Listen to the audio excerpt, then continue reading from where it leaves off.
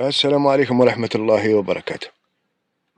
طبعا قبل الخوض في هذا الفيديو كنا قد وعدناكم بتقديم معلومات جديدة عن حضارة تختلف اختلافا كبيرا عن الحضارة التي كنا نبحث فيها لسنوات تمتد ل5 سنوات أو أكثر.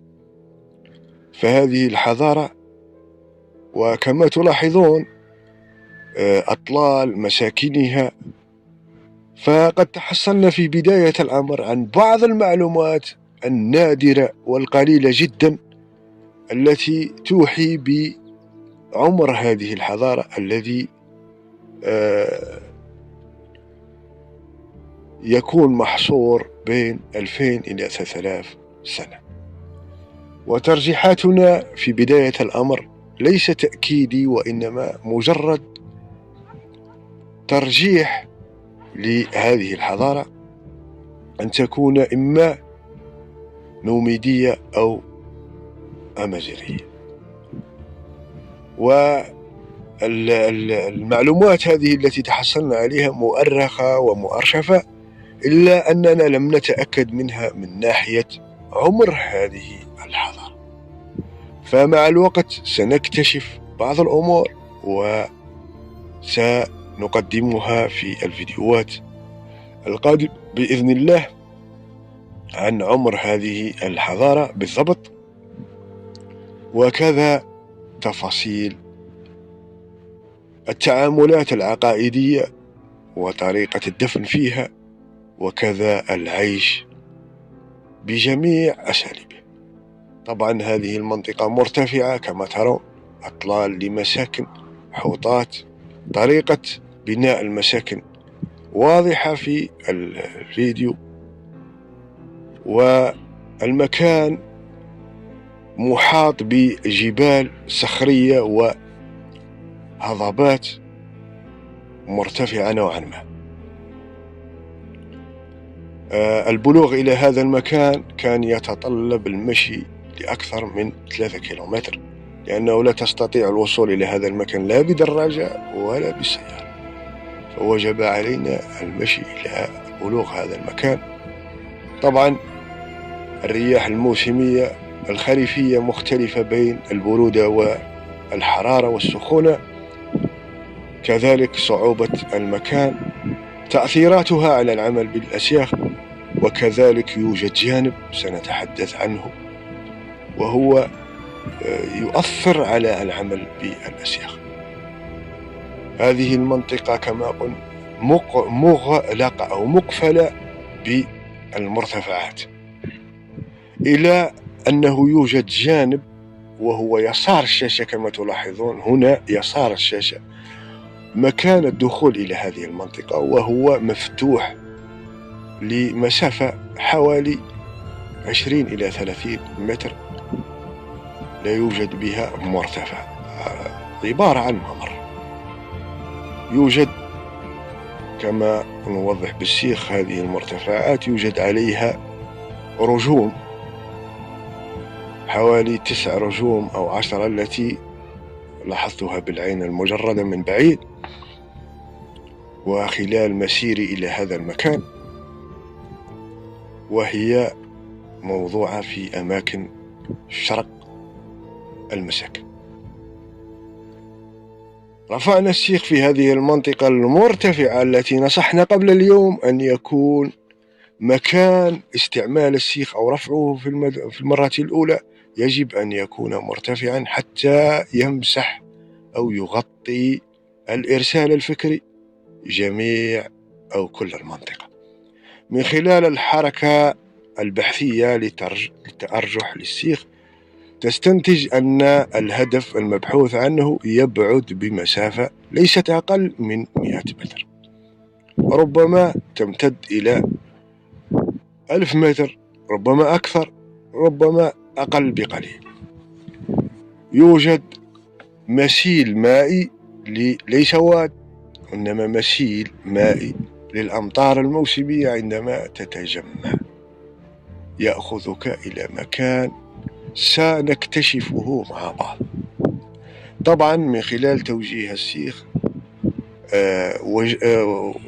وضعنا مرجعا للاتجاه، لأننا في هذه الحالة وفي هذا العمل الميداني لا نستطيع حمل السيخ مباشرة والعمل والاتجاه به من خلال هذه المسافة، لأننا قلنا أنه يوجد مدخل على يسار الشاشة، وهذا المدخل يوجد مقابله مسكن حديث ويسكنه الرعاة الذين يعملون أو يرعون في هذه المنطقة، وهذا يؤثر على عملنا بالأسياخ وكذلك يلفت الانتباه. فعندما تتقدم مشيا ليس كتقدمك وأنت تحمل السيخ، والسيخ لونه أصفر كما تعلمون النحاس، وعندما تشع عليه الشمس فيتضح لونه من بعيد، وهذا يجلب الأنظار إليك.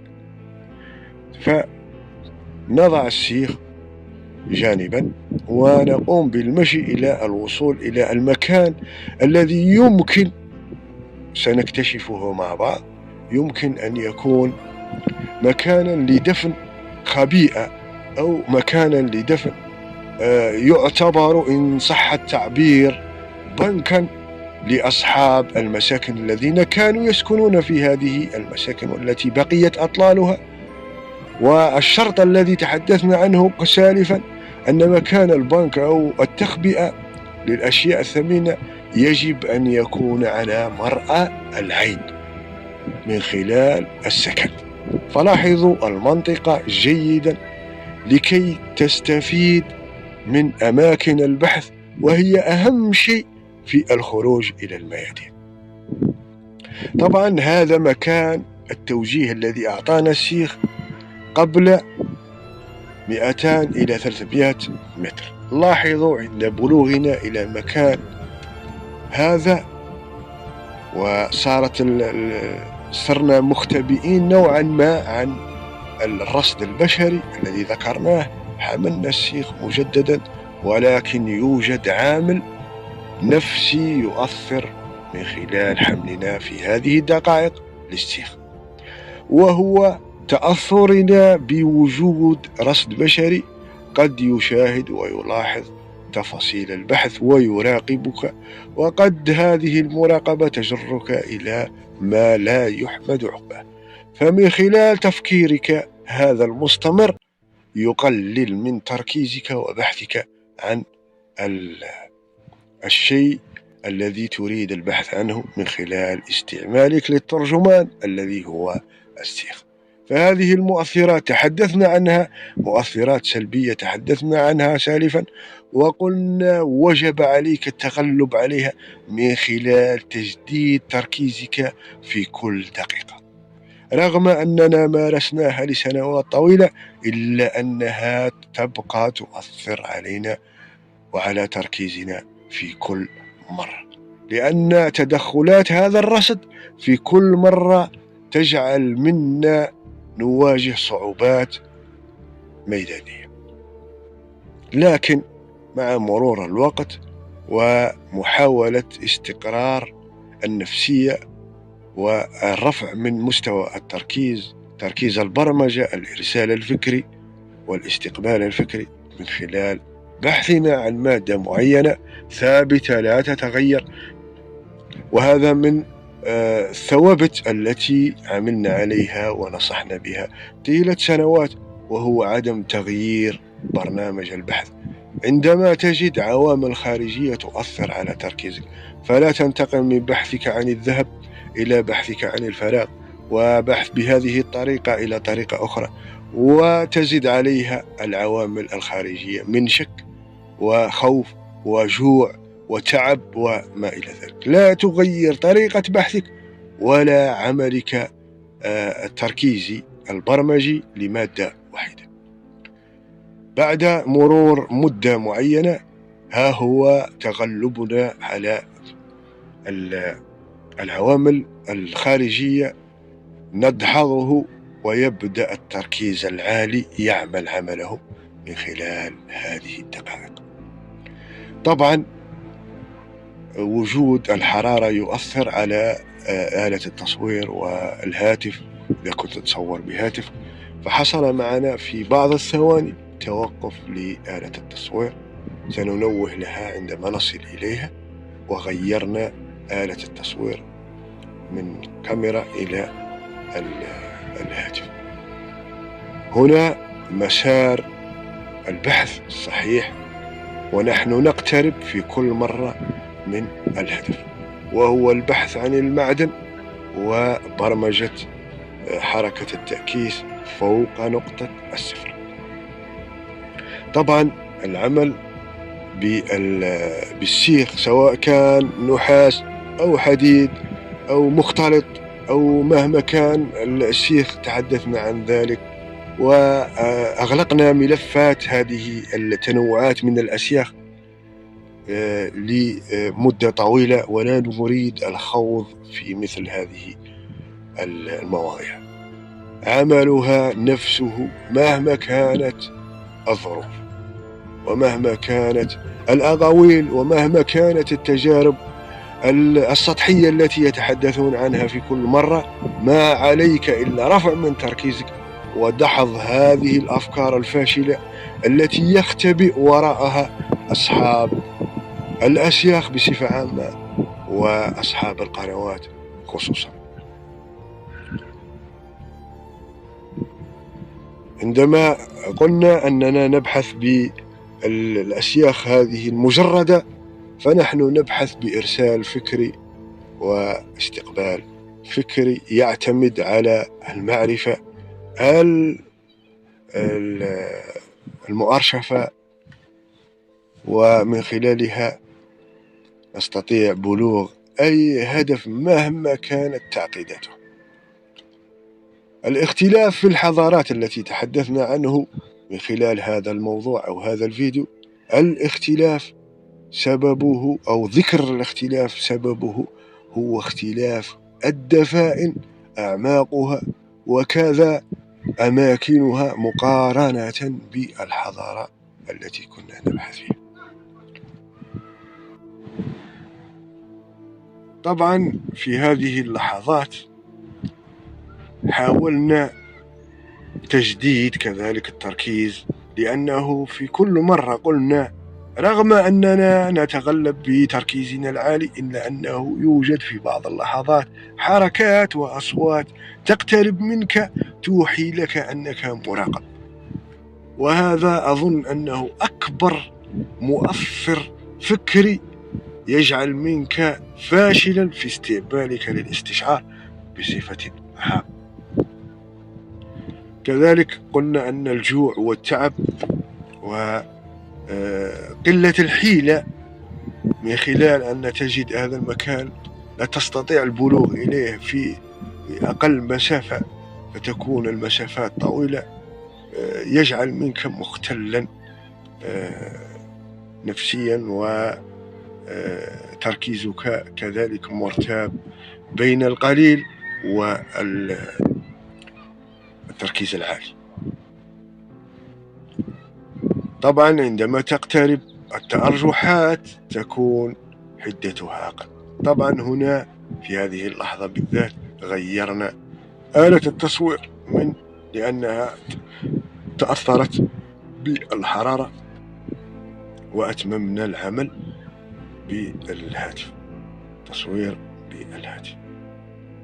عندما يكون هدفك بينك وبينه متر إلى متر ونصف، يبقى رأس السيخ يتجه إلى نقطة الصفر مهما غيرت اتجاهك، ومهما حاولت الضغط على السيخ ليغير اتجاهه، إلا أنه يبقى رأس السيخ يتجه إلى مكان الهدف. طبعا عندما نشاهد مثل هذه المشاهد فينتابك في المرحلة الأولى أنه هذا المكان لا يوجد لا على مصب قريب من مصب مائي، ولا يوجد تحت سلسال صخري، ولا توجد بالقرب منه أماكن صخرية يوضع عليها إشارات أو ما شابه، مجرد شجرة أو نوع من الحشائش تنبت هنا وهناك، ومجموعة من الصخور التي حجمها متوسط. يعطيك الشيخ نقطة الصفر فوقها ولا يريد تغيير هذه النقطة مهما فعلت ومهما حاولت الضغط عليه بتغيير الاتجاه، يبقى يعطيك نقطة الصفر. حاول دائما التأكد من نقطة الصفر بتغيير اتجاهك في كل مرة، سواء تتبع التعكيس أو تتبع الانفراج. وهذا كنا عملنا به منذ سنوات، 4 أو 5 سنوات، ونصحنا به وعملنا به، وفي كل الميادين نعمل بهذه الطريقة ولم نغيرها ولن نغيرها. حاول كما قلت التأكد من المنطقة ورؤيتها من قريب ومن بعيد. لاحظوا مكان بداية العمل الذي رفعنا فيه السيخ ومكان الأطلال يبعد حوالي 250 إلى 300 متر من هنا، ووجهنا السيخ إليها في بداية الأمر، وقلنا أنها تقع بالقرب من مسيل موسمي وليس دائم لتجمع الأمطار الموسمية. ها هو واضح أمامكم. المكان حددناه لتواجد معدن ثمين في هذه النقطة، كما نصحنا وقلنا وكررنا وأعدنا لسنوات. يجب التأكد من تفاعل هذا السيخ الذي هو مترجم، هل نقطة الصفر بعد مدة بقيت هي أم تغيرت. وعندما نقول تغيرت نقصد أنه لم يؤثر عامل أو العوامل الخارجية التي ذكرناها من تشتيت وخوف وشك لم تؤثر في بداية عملك على تركيزك. هذا هو سبب إعادة العمل، حتى نتأكد أن تركيزنا كان ثابتا وقادنا إلى المكان الصحيح من خلال تأكيد نقطة الصفر في كل مرة.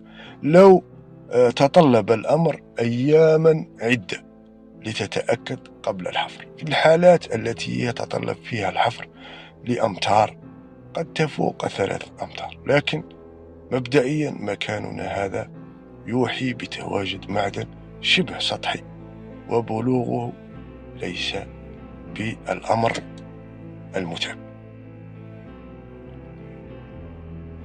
هذا المكان نعيد ونكرر بداية العمل، نوضح المسيل الذي ذكرناه من بعيد، وكذا منطقة تواجد المعدن ونقطة الصفر. في بداية الأمر لاحظوا كيف هي الترصفات لهذه الصخور، وهي 3 أو 4 صخور متراصفة أحجامها متوسطة، ليست بالكبيرة وليست بالصغيرة، توحي بأنها علامة. وتواجد النبتة هذا يوحي بتواجد رطوبة، وهذه الرطوبة مصدرها تراكم معدني قديم يخلق جانب من جوانب الرطوبة. سنحلل هذا الكلام الذي تحدثنا عنه تقنيا في موضوع أو فيديو مستقل، سبب تواجد النباتات فوق المعادن. كخلاصة، لإثبات أن عملك صحيح لا يتوجب عليك عمل أو إظهار مقتنياتك. ربما يكون ما تحصلنا عليه ثمينا وربما لا. تحياتي للجميع والسلام عليكم ورحمة الله.